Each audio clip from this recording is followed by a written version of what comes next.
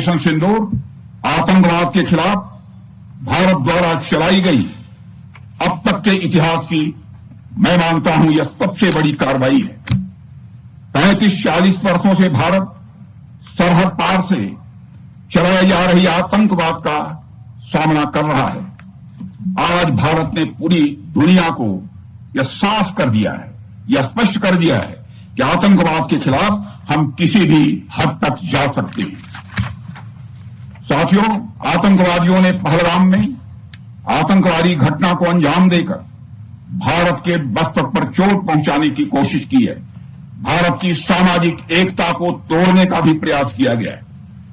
उन्होंने भारत के माथे पर वार किया, हमने उनकी छाती पर वार किया है और छाती पर घाव किया है।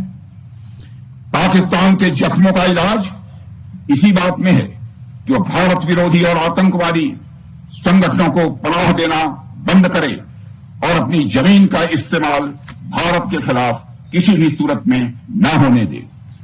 साथियों, आपको याद होगा कि लगभग 21 साल पहले स्वर्गीय अटल बिहारी वाजपेयी जी के सामने इसी पाकिस्तान ने इस्लामाबाद में डिक्लेरेशन किया था कि अब उनकी धरती से आतंकवाद एक्सपोर्ट नहीं किया जाएगा। मगर पाकिस्तान ने भारत को धोखा दिया है, पाकिस्तान ने भारत को छला है और आज भी वह धोखा दे रहा है।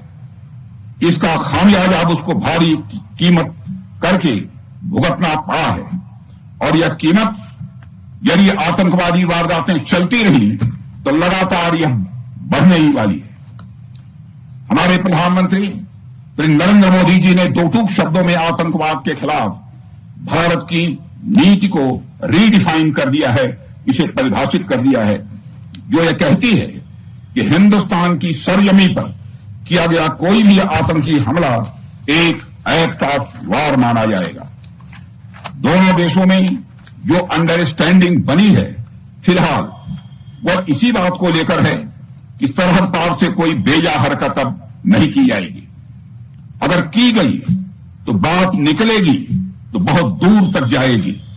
साथ ही हमारे प्रधानमंत्री ने यह भी साफ कर दिया है, आतंक और बातचीत कदापि एक साथ नहीं चलेंगे और अगर बात होगी तो आतंकवाद पर होगी और पाक ऑक्युपाइड कश्मीर पर ही होगी। साथियों, ऑपरेशन सिंदूर की कामयाबी ने पाकिस्तान में छिपे आतंकी संगठनों और उनके आकाओं को भी यह साफ बता दिया है कि वे कहीं भी अपने आप को महफूज और सुरक्षित न समझें। अब वे हमारे बहादुर भारतीय सेनाओं के निशाने पर हैं। दुनिया जानती है हमारी सेनाओं का निशाना अचूक है और वो जब वो निशाना लगाते हैं तो गिनती करने का काम वह दुश्मनों पर छोड़ देते हैं। साथियों, आज आतंकवाद के खिलाफ भारत की प्रतिज्ञा कितनी कठोर है इसका पता इसी बात से चलता है कि हमने उनके न्यूक्लियर ब्लैकमेल की भी परवाह नहीं की। पूरी दुनिया ने देखा है कि कैसे गैर जिम्मेदाराना तरीके से पाकिस्तान द्वारा भारत को अनेक बार एटमी धमकियां दी गई हैं। आज श्रीनगर की धरती से मैं पूरी दुनिया के सामने यह सवाल उठाना चाहता हूं कि क्या ऐसे गैर जिम्मेदार और रोग नेशन के हाथों में परमाणु हथियार सुरक्षित हैं? मैं दुनिया के सामने यह सवाल खड़ा करना चाहता हूं। मैं मानता हूं कि पाकिस्तान के एटमी हथियारों को IAEA international atomic energy agency की निगरानी में लिया जाना चाहिए। मैं यह कहना चाहूंगा और साफ तौर पर कहना चाहूंगा